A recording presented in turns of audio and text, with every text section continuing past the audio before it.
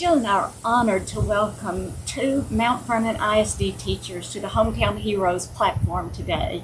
Teaching has always been a calling more than a career, but today they have become first responders in America and in Mount Vernon. Starting next week, they are putting service over security, and with incredible attitudes that are actually contagious. Sandy Stinson and Jamie Sanders represented their schools on Dr. McCulloch's Back to School Task Force Committee. Sandy's a middle school teacher and Jamie is an elementary teacher. In visiting with them, we realized that their courage and their enthusiasm is contagious, and this is one bug we all want to catch. You aren't officially speaking for all teachers today, ladies, but you have told us, and I quote, "We are all eager to get back to our kids." I thought that was so inspirational. So Sandy and Jamie, we are honored to have you here today and eager to hear what you have to say. Thank you. We are so blessed to have you in our community. Thank y'all for what you do for our students, and thank you that you're going to start, is it next week? Monday. You're going to start and have meet the teacher and all sorts of things. So are y'all ready for the classroom? Yes, we're ready. Yes. I'm ready. Yes. Ready. Good. So elementary school and middle school. Right. I'll start with you first, Jamie. Okay. What do you see as the biggest challenge for you as a teacher coming back to the school? Like, you've been off since March. What do you see as the biggest challenge as a teacher? As a teacher, I think initially it was just that same thought process that everyone has had during this pandemic. How's this going to work? What's best for my family personally? But then once I made that decision that I really wanted to go back and I thought that was best for my kids, the challenge became, how am I going to actually do this? How am I going to do online teaching and face-to-face teaching simultaneously? And for me, I'm not tech savvy, and so I'm used to doing a lot of hands-on things with the young children. I teach second grade, and so how to put that in an online format has been a little bit of a challenge for me. But luckily, the district saw that was going to be a challenge, and so they put some things in place. Some trainings have happened, and so I've been getting trained in how to do that, so the kids get the same level of education, whether their parents choose virtual learning or face-to-face. Wonderful. What about you, Sandy? You're teaching sixth grade. Yes, I teach sixth grade, and my challenges are the same as Jamie's, except I would say mine were slightly easier, because think about a second grader trying to learn online as opposed to a sixth grader. So now that I am ready to get back, it's just like, okay, what do I need to do today? What do I need to do to be ready? Now we're just like we always are. We're teachers ready to get back to work, trying to get prepared. Yes. Awesome. We know that you've always taken the education of your students extremely seriously, but you may need a little extra help. What can parents do to help you as you go back into school this semester? I'll speak first, if that's okay. We need support. We need parents to be understanding. We're going to make mistakes, but they need to know. I want them to know that we're doing the best for their child. And if they can just understand, there are going to be, we may start something, we may find it doesn't work. Then we have to reassess and start over. So there will be lots of changes probably throughout the year, and we're just asking for your support and to be patient with us. We're here for your kids. That's why we're here. So just be patient.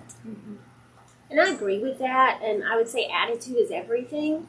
Whether you're going to choose to teach your child online, or if you're choosing to send your child face-to-face instruction, you've got to have a positive attitude.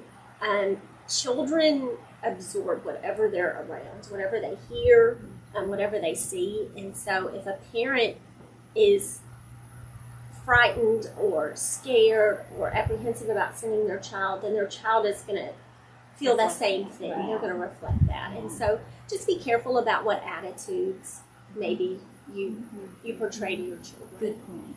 Good point. And I love your shirt. Thank you. It's a great day to be a tiger. And that's the attitude, you're right, that we all need to have. It's a great day to be a tiger. And I know that y'all are very excited because you've shared it with us to go back to teaching. Can't wait. So do you think that's the attitude of all the teachers in Mount Vernon? You were on the task force, and I know you speak for your group of fellow teachers, that y'all are all ready to go. Yes, I think we are all ready to go. I think Okay. we're ready to come back to some normalcy.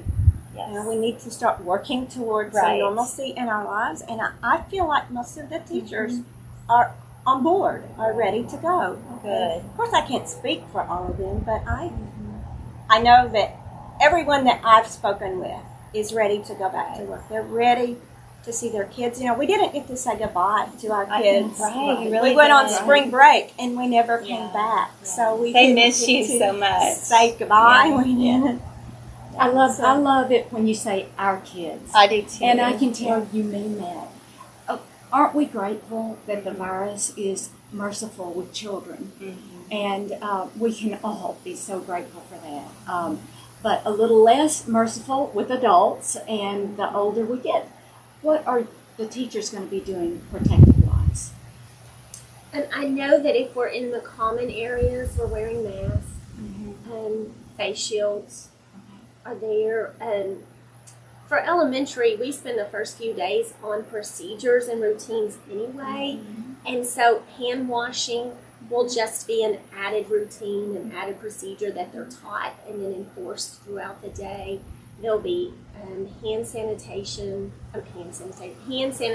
stationed at different places, just things like that. Will they be playing on the And so there may be some masks, there may be some face shields, but what are you going? Have you talked about as teachers an extra measure of how you can encourage your students this year?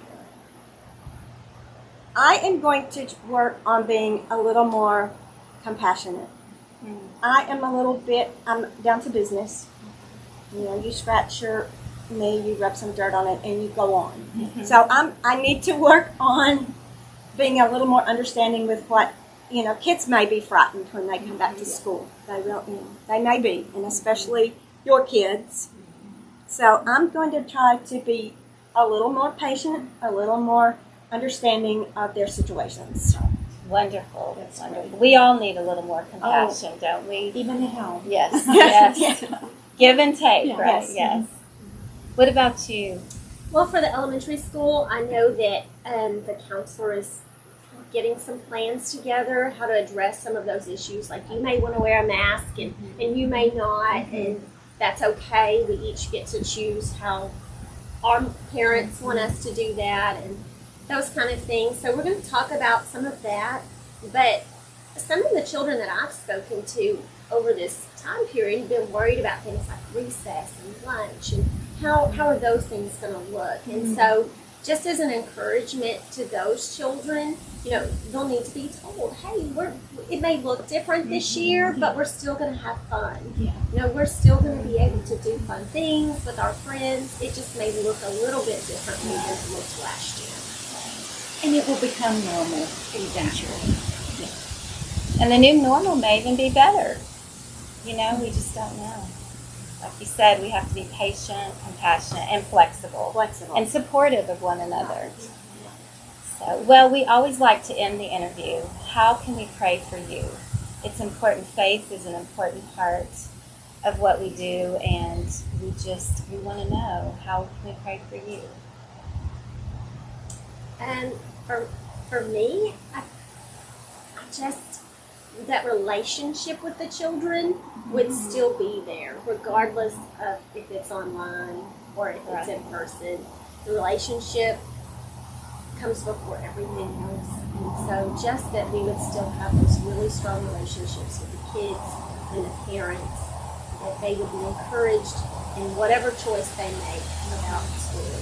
It reminds me of the old statement, I don't care how much you know until I know how much you care. Oh, I love that. And Jamie, that's what you're saying. You want to communicate that you care for your children. Yes. And we do need prayers for guidance and knowing the right things to do.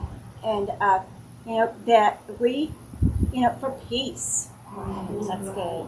Peace. We need, it's we're all apprehensive of what it's going to be like, but we're ready. We're just Sandy and Jamie, I know this whole community is going to be praying for our school, especially our teachers and your students as we go back into the school year. And those are prayers that need to continue. Yes. They need to continue all the way through, and we will be praying for you. Thank you. We definitely will. And you are our hometown heroes. And this key represents unity, peace, love, and we know that y'all are going to be right there giving that all to your students. So we'd like to present this key to you as a symbol of love and peace and just the joy that you're going to bring these students. They're so lucky to come back and see your smiles, you know. I would love to be in either classroom. I know. Can we come too? God bless. Thank you all. Thank you. Thank you so much.